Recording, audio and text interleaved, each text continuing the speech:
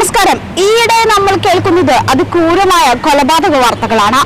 ആലപ്പുഴ ചേർത്തലയിലെ വീട്ടമ്മയുടെ ദുരൂഹ മരണത്തിൽ അന്വേഷണം ഊർജിതമാക്കിയിരിക്കുകയാണ് പോലീസ്. കല്ലറ തുറന്ന് പുറത്തെടുത്ത സജിയുടെ മൃതദേഹം വണ്ടാനം മെഡിക്കൽ കോളേജ് ആശുപത്രിയിൽ പോസ്റ്റ്മോർട്ടത്തിന്റെ ഒരുക്കത്തിലാണ്.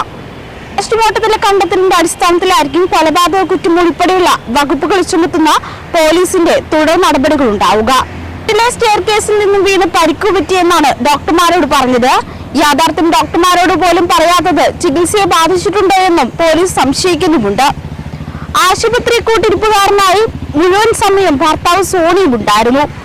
അച്ഛൻ അമ്മയെ ക്രൂരം മർദ്ദിച്ചതാണ് മരണത്തിലേക്ക് നയിച്ചെന്ന മകളുടെ പരാതിയിലാണ് പോലീസ് അസ്വാഭാവിക മരണത്തിന് കേസെടുത്ത് അന്വേഷണം നടത്തുന്നത്.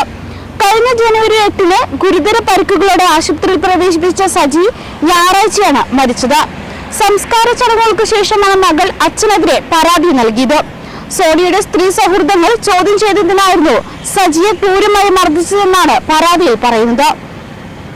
ആലപ്പുഴയിലെ സ്വകാര്യ ലാബിൽ ലാബ് ടെക്നീഷ്യനായിരുന്നു സജി. ആങ്കർ കമ്പനിയുടെ പ്രതിനിധിയാണ് സോണി ലാബിൽ ചെല്ലുന്നതും സജിയെ പരിചയപ്പെടുന്നതും. പിന്നീട് പരിചയം പ്രണയത്തിലേക്ക് എത്തുകയായിരുന്നു. ആലപ്പുഴ വടക്കേയറ്റത്ത് വീട്ടിൽ ചാക്കോ ബേബി ദമ്പതികളുടെ രണ്ടാമത്തെ മകളാണ് സജി. വിവാഹശേഷം ലാബ് ടെക്നീഷ്യനായി ഏറെ നാൾ സജി വിദേശത്ത് ജോലി ചെയ്തിരുന്നു.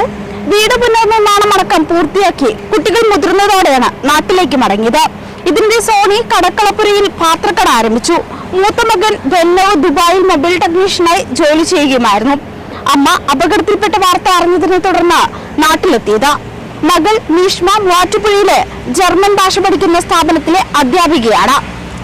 ഭാഷാ പഠനം പൂർത്തിയാക്കി ജർമ്മനിലേക്ക് പോകാനുള്ള തയ്യാറെടുപ്പിലായിരുന്നു. സജി ഉപദ്രവിച്ച വിവരം പുറത്തു പറഞ്ഞാൽ വകവരുത്തുമെന്നും സോണിയുടെ ഭീഷണിയെ തുടർന്നാണ് മകൾ സംഭവങ്ങൾ ആദ്യഘട്ടത്തിൽ മൂടിവെച്ചത്.